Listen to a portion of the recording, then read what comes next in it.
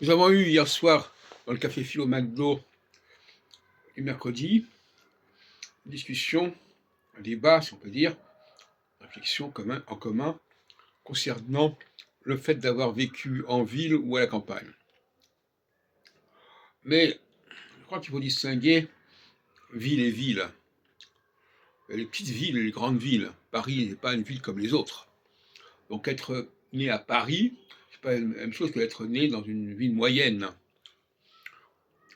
Il se trouve que moi-même, j'ai vécu à Jérusalem à un moment donné, en 68, et que mon rapport à la ville a changé à partir de là, parce qu'à Paris, c'était encore autre chose. À Paris, c'était encore beaucoup plus compliqué.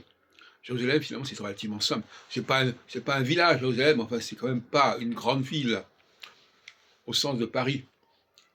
Et donc, j'ai mal posé le problème avec mes amis, quand on leur demandait s'ils avaient vécu en ville, à la campagne, parce que le mot en ville, c'est un mot extrêmement vague. On a des villes qui sont des villages, en fait, compte.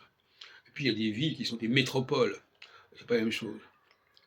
Donc effectivement, quand je suis revenu en 69 de Jérusalem, j'avais un autre rapport à la ville qu'avant d'y aller. C'est-à-dire que j'avais pris l'habitude de bien baliser la ville, de bien la connaître, alors qu'à Paris, quand j'étais petit, j'avais renoncé à percevoir cette ville dans sa globalité, j'avais à l'arpenter dans sa globalité, et je me contentais de mon quartier, si on peut dire, de mon arrondissement, entre Neuilly, où j'avais le lycée Pasteur, le lycée Carnot, la place Pereire, etc., porte de Champéret.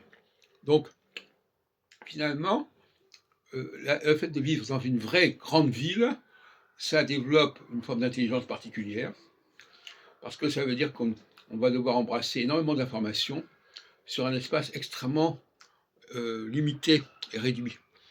Alors que quand on vit dans un village, et moi-même j'ai vécu dans un village, puisque en dehors de Paris, nous avions la maison de campagne à Rozay-sur-Lieure, près de Fleury-sur-Andelle, près d'Écouis, près des Andelys. Et donc, j'ai eu l'expérience aussi de cet endroit où finalement les choses étaient assez distantes et c'était totalement décalé par rapport à la vie à Paris, avec son métro, etc. Donc là, j'ai vécu trois moments importants, trois villes importantes, le village, Paris et Jérusalem. Et ce sont trois rapports à l'espace qui ne sont pas du tout les mêmes. De la même façon que, en passant, le rapport à la langue française n'est pas du tout le même rapport que le rapport à l'hébreu. En plus que l'hébreu, j'ai appris, alors que le français, c'est ma langue maternelle. Mais d'une manière générale, le français est une langue qui s'écrit et qui se parle, et on apprend à parler. Et justement, il y a eu un débat hier soir sur ce sujet. Savoir lire, c'est pas seulement lire, comprendre le texte qu'on lit, mais savoir aussi le parler, savoir aussi le prononcer.